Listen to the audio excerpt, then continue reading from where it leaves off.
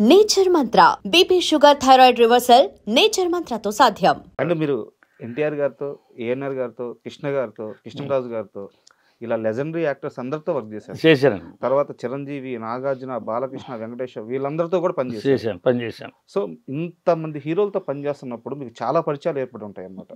So ఇన్ని పరిచయాలు మీకు కెరీర్లో ఎలా ఉపయోగపడ్డాయి? కెరీర్ అంటే నేను వాళ్ళ దగ్గరికి నేను ఉపయోగపడడానికని నేను పోలేదు దేనికేని. నాకు రన్నింగ్ బాగుంది కదా, ఎక్కడన్నా కొంచెం కట్ అయితే మనం ఏమన్నా కొంచెం ఇది చేసానికి ఇదే మనకి రన్నింగ్ బాగుంది కదా. రన్నింగ్ బాగున్నప్పుడు ఇంక వాళ్ళ దగ్గరికి వెళ్ళలేదు. అంటే వెళ్ళాల్సిన అంత ఇది ఇంకా నాకు దేవుడు నాకు రన్నింగ్ అంత బాగానే ఉంది. ఏదన్నా కొంచెం రేపు 2 రోజులు షూటింగ్ లేదు అనుకుంటే మూడోసారి మళ్ళీ 3వ రోజు ఇంకో మాస్టర్ లైన్లోనే ఉంటాను. నాకు ఎవడో ఒకళ్ళు ఈయన మాత్రం బాగా ఆదుకున్నాడు. ఎవరు మహేష్ బాబు శ్రీమంతుడి దగ్గర నుంచి బాగా ఆదుకున్నాడు. అదే కదా మీకు షూటింగ్ లేదు, ఆయన పిఏ అసిస్టెంట్ ఉండేవాడు కాస్ట్యూమ్ రాజు అని. కర్రీడు ఏం చేస్తున్నాడు చూడరా, ఇంటికాడ ఉన్నాడు బాబు అని. అంటే వీళ్ళు వచ్చి కాసేపు నుంచోమన్నాడు. సాంగ్ జరిగేటప్పుడు కూడా అంటే ఫైట్ కాదు, సాంగ్లో కూడా వచ్చి రమ్మని కాసేపు వెళ్ళి కాసేపు అట్టుంటే మనం ఫైట్ రాజు వాడికి పేమెంట్ ఇచ్చి పంపించాను నేను.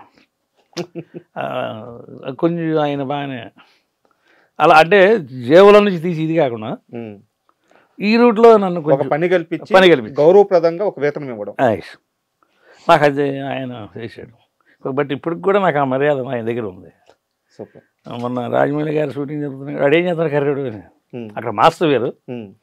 ఆ రాజుని అడిగాడు, కర్రీడు ఏం చేస్తున్నాడు, షూటింగ్లో ఉన్నాడు, ఉంటే పర్లేదు రోజు అలా ఒక గంట కనిపెడుతూనే ఉంటారు. అంటే నేను కూడా ఆయనగా మంచి మరే ఇస్తాను. అయితే నన్ను గుర్తుపెట్టుకున్నందుకు ఆయనకి చాలా థ్యాంక్స్. అంటే మీరు అంటే ఎలాగో మహేష్ బాబు గారి ప్రస్తావన వచ్చింది కాబట్టి గతంలో మీరు ఇచ్చిన ఒక ఇంటర్వ్యూలో చూసాను, కృష్ణ గారి గురించి చాలా గొప్పగా చెప్పారు. అయ్యో వాళ్ళ నాన్నగారు కృష్ణ గారితో అభిలాష్ మాస్టర్ ఒక ఆయన ఉన్నాడు. ఓకే, చాలా చిన్న మాస్టర్ ఆయన కృష్ణ గారితో లాస్ట్లో 5-6 సినిమాలు చేసి ఎడుతున్నాం లాస్ట్ ఫైనల్లో. ఓకే, కృష్ణ గారు ఏంటంటే ఒక 100 మందిని ఉంచబెట్టినా కూడా 100 మందిని కూడా కొట్టుకుంటూ వెళ్తాడు, ఎక్కడ మిస్ చేయడు టైమింగ్. నేను ఆయనతో 4-5 సినిమాలు చేశాను. ఓకే, బాగా ఫైట్ 4-5 సినిమాలు గట్టి ఫైట్లో చేశాను. 100 మందిని కూడా కొట్టుకుంటూ వెళ్తాడు. ఓకే, సరే బట్ అట్లాగే చాలా అందరి దగ్గర మనం పనిచేసాం. కానీ నాకు దూరదృష్టి ఏంటంటే ఆయన తర్వాత నేను మళ్ళీ సారీ మనం ఇదేం చెప్పండి, ఏ జూనియర్ ఎన్టీఆర్ గారు చిన్న ఆయన వాళ్ళ కత్తి టైమింగ్ విషయంలో అబ్బు నీకు 100 మంది సేమ్ వీళ్ళలాగానే ఆయన బ్రెయిన్ అలా వాళ్ళకి అంత స్పీడ్గా వెళ్తాయి. ఏదైనా ఒకటే టేక్ అంటే అంతే, మళ్ళీ మరో టేక్ ఉండదు. ఆయన చూశాను నేను మళ్ళీ చచ్చిపోబడి తిట్టుకుంటారు. సరే, ఒక సరదా క్వశ్చన్ అడుగుతాను జూనియర్ ఎన్టీఆర్ గారి గురించి. మీరు మీ ఫైటర్స్ నాకు కరెక్ట్గా తెలియదు, ఒకరోజు ఉదయాన్నే సెట్కి వెళ్ళారు, జూనియర్ ఎన్టీఆర్ గారితో ఫైట్. రే వాసన వస్తుందిరా, తాగమాకండ్రా, జాగ్రత్తగా ఉండరా అని చెప్పి అన్నారంటే ఎవరితో, మీతోనా మీ ఫైటర్స్తోనా ఏంది అసలు? నాతోనా, నేను ఆ రోజు తాగేసి ఉంటాను. 3 గంటల షూటింగ్ చేశాను. ఓకే, నైట్ మళ్ళీ మార్నింగ్ 6ంటికి అక్కడికి వెళ్ళాలి నేను. అదే 3ంటిలో షూటింగ్ చేసాను నైట్, మళ్ళీ మార్నింగ్ 6ంటికి వెళ్ళాను. 6ంటికి మళ్ళీ వెళ్ళాలిగా. అవును, ఏదో స్మెల్ గప్పున వచ్చింది.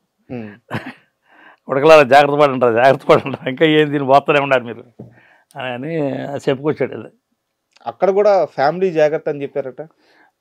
అదే జాగ్రత్త పడండిరా అంటే తాగారని తిట్టింది కాదు, వాసన వస్తుందని తిట్టడం. ఫ్యామిలీ అదే కదా వెనకమాలంటే, జాగ్రత్త పడండి అంటే అదే కదా వెనకమాల. అదే అన్నాడు, కొందరు నుంచో పెట్టి జాగ్రత్త పడండిరా కొంచెం వెనకమాల, నీ గురించి వీళ్ళందరూ ఉన్నారు. అదే చెప్పుకొచ్చాడు ఆయన.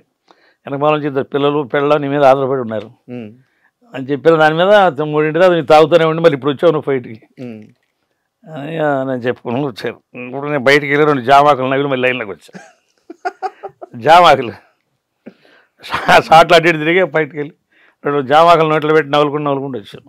నాకు తెలిసిలే రారా నువ్వు అని చెప్పాను. ఏమని పిలుస్తారు మిమ్మల్ని? అన్నయ్యని పిలుతాడు, లేదంటే రామకృష్ణ అని పిలుతాడు. గబుక్కన ఒరే అని అంటారు. ఇప్పుడు వీళ్ళందరూ కూడా గబుక్కన ఒరే అంటారు. అంటే వాళ్ళకంటే మేము పెద్దవాళ్ళమే కదా. అవును. ఆ పెద్దవాళ్ళు చిన్న అయినా కూడా గబక్కన ఒరే అంటారు. నాకు అది బాగా నచ్చుతుంది. మన వాళ్ళు ఒరే అని గబక్కన పిలవరు, పేరు పెడతారు. లేదు ఇంకా బాగా ఇప్పుడు మహేష్ బాబు గారు బాగా ఇంకా బాగా దగ్గరగా ఉండి ఆ కర్రోడని పిలుస్తారు, లేదా గుండోడని పిలుస్తారు. అలాగే సరదా నవ్వుకుంటా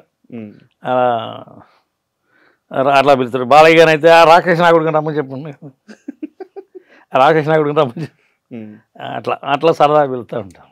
కృష్ణరాజు గారితో మీరు యాక్ట్ చేస్తున్నప్పుడు ఒక సెట్లో వర్క్ చేస్తున్నారు, ఒక మూవీకి ఒక కాల్ వచ్చింది, కృష్ణరాజు గారి భార్య యాక్సిడెంట్లో చనిపోయారు అని చెప్పేసి. మీరు అక్కడ కృష్ణరాజు గారి పక్కనే ఉన్నారు. అవును, అక్కడ రౌండ్ అప్లో 10 మంది ఉన్నాం. ఆ కాల్ వచ్చినప్పుడు ఆయన ఎలా స్పందించారు అది మీరు కళ్ళతో చూశారు కాబట్టి ఒకసారి. ఆయన సడన్ షాక్ అంటే అసలు టోటల్గా చనిపోయిందని చెప్పలేదు తనకు కూడా. ఓకే, ఏదో చిన్న యాక్సిడెంట్ అంటే హాస్పిటల్లో తీసుకెళ్లారంట అని చెప్పాను అన్నారు.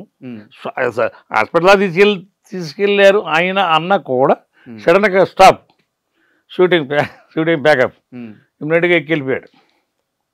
ఇమ్మీడియట్గా ఎక్కిపోయి మళ్ళీ ఎందుకో కిందకి వెళ్ళాడు, కిందకి నుంచి మళ్ళీ వచ్చేసి మళ్ళీ 1 గంట చేసి వెళ్తానులే అని అన్నాడు.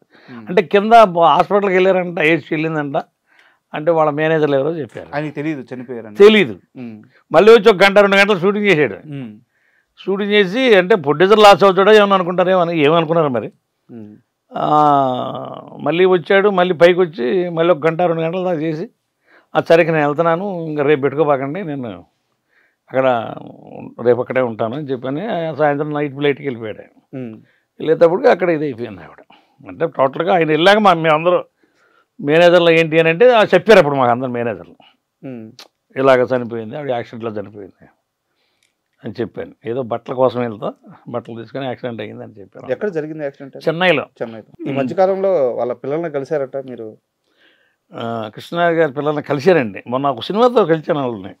రెబల్ చేసేటప్పుడు చాలా ఇదిగా చేశాను ఆయనతో కూడా. రెబల్ అంటే ఈ కథలు అయిపోయిన తర్వాత రెబల్ తర్వాత చేసాం. అప్పుడు కూడా ఆ రోజు నేను గుర్తు చేసాం సార్కి. సార్ ఆ రోజు ఉన్నానండి. అవునా అన్నాడు. ఆయన మర్చిపోయి ఉంటాడు కదా. గుర్తు చేసిన ఆయనకి. నేను ఉన్నానండి అన్న. ఓకేరా అని చెప్పి జాగ్రత్తగా బాగున్నారు, అందరు బాగున్నారు అలా అడిగాడు. మొన్న ఇతను రోషన్ చేశాడు సినిమా ఒకటి, ఏది శ్రీకాంత్ గారి అబ్బాయి. దాంట్లో కృష్ణరాజు గారి అమ్మాయి రెండో అమ్మాయి అనుకుంటా, ఆర్ట్ డైరెక్టర్ చేస్తున్నారా ఏమో తెలియదు నాకు. ఓకే, ఆ సినిమాలో కలిసింది వాళ్ళ అమ్మాయి. తర్వాత ఇంకొక అమ్మాయి వచ్చి కూడా దాంట్లో అదే సినిమాలో కలిసాను. అందరికి చెప్పాను. వాళ్ళ నాన్నగారు నాకు తెలుసమ్మా, నాకు బాగా ఏ సినిమా ఫలానా సినిమాలు అయింది చేశాను. చాలా హ్యాపీగా ఇది అయింది. ఆవిడ ఎలా ఉంటారు వాళ్ళు? బాగుంటారు పిల్లలు, మంచి కరుడు సంబంధంగా ఉంటారు. కొత్త పాత్ర ఆవిడ బాగా అయినా కదా. ఆవిడ ఒక ఆర్ట్ డైరెక్టర్ లాగా చీపురు తీసుకుని ఊడి చేస్తున్నది అప్పుడే ఆవిడ. అంత పొజిషన్లో ఉండి కూడా